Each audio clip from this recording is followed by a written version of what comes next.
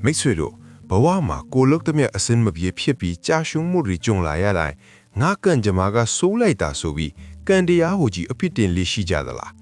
းကို့မှာလုံလောက်တဲ့အရန်နီးတွေအထောက်အပံ့တွေမရှိလို့ငါဘလောက်စူးစမ်းအရာမထင်ဘူးတခြားသူတွေကတော့ငါရက်တာနေကြတယ်ဆိုပြီးတွေးပူးကြမယ်ထင်ပါတယ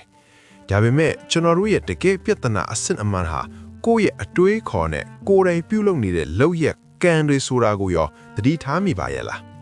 းဒီနေ့မှာတော့မိတ်ဆွေတို့ရဲ့အတွေးခေါ်တွေကိုပြောင်းလဲသွားစေရုံသာမကပဲကံကြမ္မာကိုကြီးထိုင်မျော်လင့်နေလို့ဘာမှဖြစ်မလာနိုင်ဘူးဆိုတာကိုသင်ခန်းစာပေးမဲ့အလွန်ခွန်အားဖြစ်စေတဲ့ဇလန်တပုတ်ကိုတင်ဆက်ပေးသွားမှာပါမှန်ကန်တဲ့ဦးတီချာနဲ့စူးစမ်းအားထုတ်မှုတွေကဘဝကိုဘလို့ပြောင်းလဲသွားစေနိုင်တယ်လဲဆိုတာကိုအခုပဲနားဆင်ကြည့်လိုက်ကြရအောင်ဒီဇလန်လေးကသင်ဘဝကိုပြောင်းလဲပြစ်နိုင်တဲ့စွမ်းနာရှိလို့အဆုံးထိတေချာနားထောင်ပြီးဖို့တိုက်တွန်းချင်ပါတယ်လွန်ခဲ့တဲ့နှစ်ပေါင်းများစွာကမြို့တမြို့ပါမြတ်စွာဘုရားရှိတဲ့တည်င်းသုံးနေထိုင်တော်မူပါတယ်တနေ့တော့လယ်သမားတစ်ယောက်ဟာမြတ်စွာဘုရားရှင်ထံကိုရောက်လာပြီးဒီလိုလျှောက်ထားပါတယ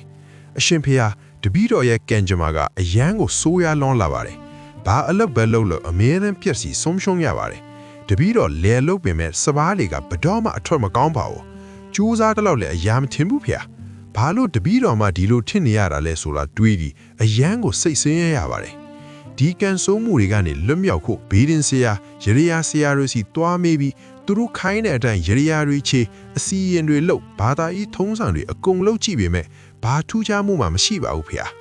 ရွာထဲကတခြားသူတွေကြတော့တပည့်တော်လောက်တောင်ပင်မမလောက်ကြပဲနဲ့သူတို့လေတွေကအမြဲတမ်းအထွက်တိုးကြတယ်အရှင်ဖះကလူတွေရဲ့ပြဿနာတွေကိုဖြေရှင်းပေးနိုင်တယ်လို့ကြားသိရလို့တပည့်တော်ရောက်လာခဲ့တာပါတပည့်တော်ရဲ့ပြဿနာကိုဖြေရှင်းပေးတော်မူပါတပည့်တော်ရဲ့ဆိုးရွားနေတဲ့ကံကြမ္မာကိုပြောင်းလဲပေးတော်မူပါဖះလေသမားကြီးရဲ့စကားတွေကိုနားထောင်ပြီးနောက်မြတ်စွာဘုရားရှင်ကပြောင်းတော်မူပြီးမိန်ကြားပါတယ်တကားကြီးတင့်ရဲ့ကံကြမ္မာကအစကနေအယံကိုကောင်းနေပြီးသားပါ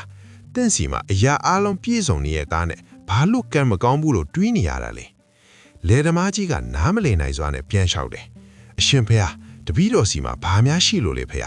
တပည့်တော်ကဘာလို့အရှုံးပေါ်နေတာပါလေထဲမှာတွီးနံတွေအထွက်တိုးအောင်ဘလို့မှလုပ်လို့မရဘူးရွာကလူတွေကြတော့တိတ်မကြိုးစားဘဲနဲ့အထွက်တိုးကြတယ်ဒါဆိုတပည့်တော်ကဘလို့ကံကောင်းနေတာဖြစ်နိုင်မလဲဖះမြတ်စွာဘုရားရှင်ကပြုံးလျက်တကားကြီးတဲ့မှာကျမ်းမာတန်ဆွမ်းတဲ့ခန္ဓာကိုယ်ကြီးရှိတယ်ကိုယ်အငယ်အပိုင်းဝေတွေအားလုံးကောင်းကောင်းမွန်မွန်အလုံးလုံးနေတယ်စင်ဖားစင်ကျင်နိုင်တဲ့အုံနောက်ရှိတယ်ပြီးတော့စိုက်ပျိုးဖို့လဲရမီလည်းရှိနေတယ်တကယ်တော့တဲ့မှာဘာတစ်ခုမှလိုအပ်မနေပါဘူးဒါတွေကိုကြည့်ရင်သင်ဟာအယံကိုကံကောင်းတဲ့သူတယောက်ပါလဲသမားကပြန်လျှောက်ပြန်တယ်အရှင်ဖေဟာတပည့်တော်ရဲ့ပြဿနာကအဲ့ဒါမဟုတ်ပါဘူးဘာလို့အမြဲတမ်းပျက်စီးဆုံးရှုံးနေတာကပြဿနာပါချမ်းပါတဲ့ခန္ဓာကိုယ်အုံနောက်နဲ့လဲရမည်ဆိုတာကတခြားသူတွေစီမှာလည်းရှိနေတာပါပဲသူတို့ကအဲ့ဒါတွေရှိုံနဲ့အထက်တိုးပြီးချမ်းသာနေကြတာလေတပည့်တော်ကတော့နှစ်တိုင်းအရှုံးပေါ်နေပါတယ်တပည့်တော်ရဲ့ကံကြမ္မာပြန်လဲကောင်းမွန်လာစေမဲ့ဂါရမန္တန်ထစ်နီလန်းတစ်ခုလောက်ပေးသနာတော်မူပါဖေဟာ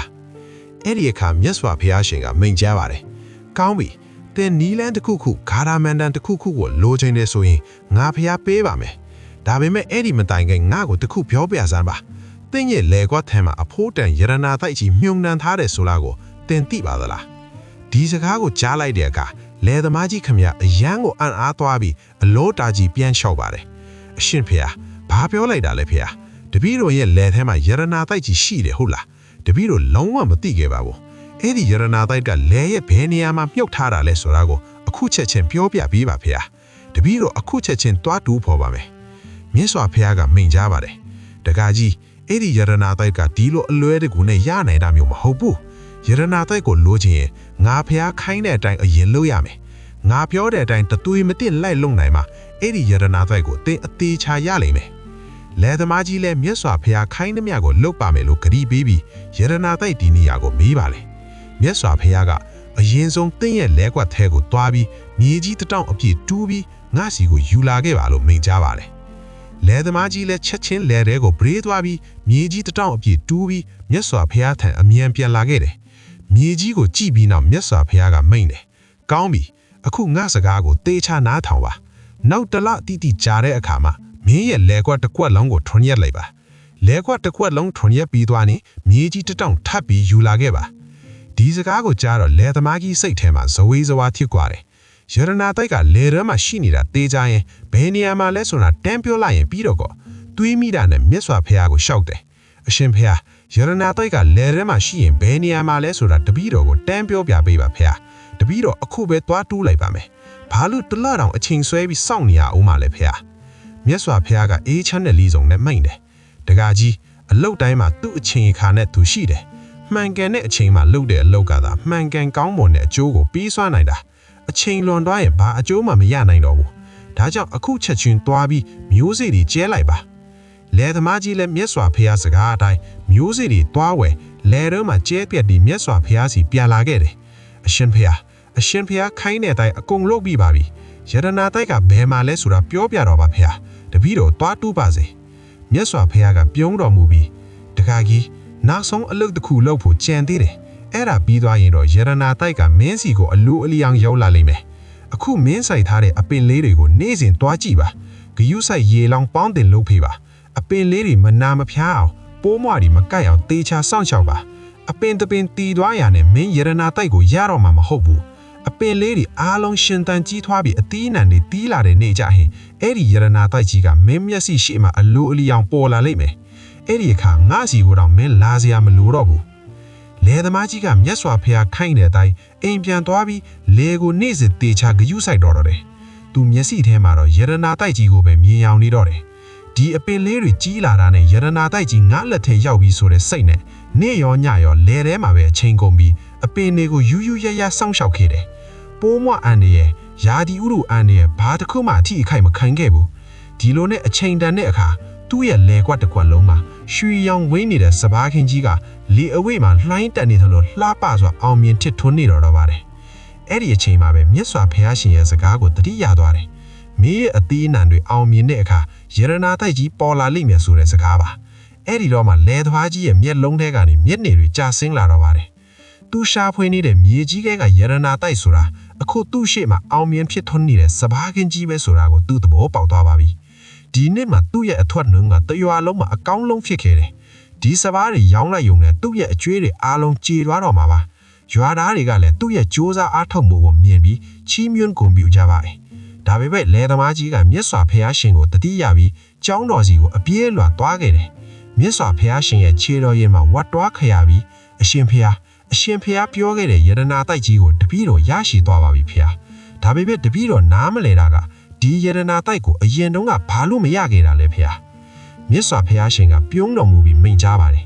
်တခါကြီးဘာပဲဖြစ်ဖြစ်ကံကြမ္မာကိုကြီးအပြစ်တင်နေတာကမမှန်ကန်ဘူးအရင်တုန်းကမင်းဟာကံကြမ္မာကိုပဲပြင်ချင်နေပြီးမင်းရဲ့လောက်ရက်တွေကိုပြင်ဖို့မဲ့နေခဲ့တာမင်းရဲ့ကံကြမ္မာကအစကနေကောင်းနေပြီသားပါမင်းကသာမှန်ကန်တဲ့အလုပ်ကံကိုတေချာမလုပ်ခဲ့တာလေမင်းကအလုပ်မလုပ်ဘဲနဲ့မပင်မမဲနဲ့အကျိုးအမြတ်ကိုပဲလိုချင်နေတာလေအဲ့ဒါကြောင့်ငါကမင်းကိုယရနာတိုက်ဆိုတဲ့မှတ်လုံးပေးပြီးမှန်ကန်တဲ့အချိန်မှာမှန်ကန်တဲ့အလုပ်ကံကိုလှုပ်ဖြစ်အောင်တွန်းအားပေးခဲ့တာပဲမှန်ကန်တဲ့အလုပ်ကိုလှုပ်လိုက်တဲ့အခါမှန်ကန်တဲ့အကျိုးကိုမင်းခံစားလိုက်ရပြီမဟုတ်လာ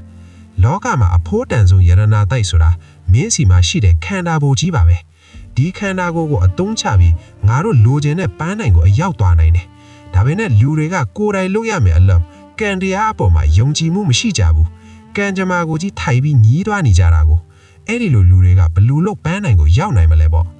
မိတ်ဆွေတို့ယာတိုင်းတွေးဖို့မှာပါကြာရှုံးသွားတဲ့အခါယုံကြည်မော်ဟာအော်ဟစ်မိပြီးဒါငတ်ကန်ထဲမှာမပါလို့ပါလားလို့အလွယ်တကူပြောချလိုက်တဲ့သူတွေကိုလေဒါပေမဲ့တကယ်အမှန်တရားကိုမေ့နေကြတယ်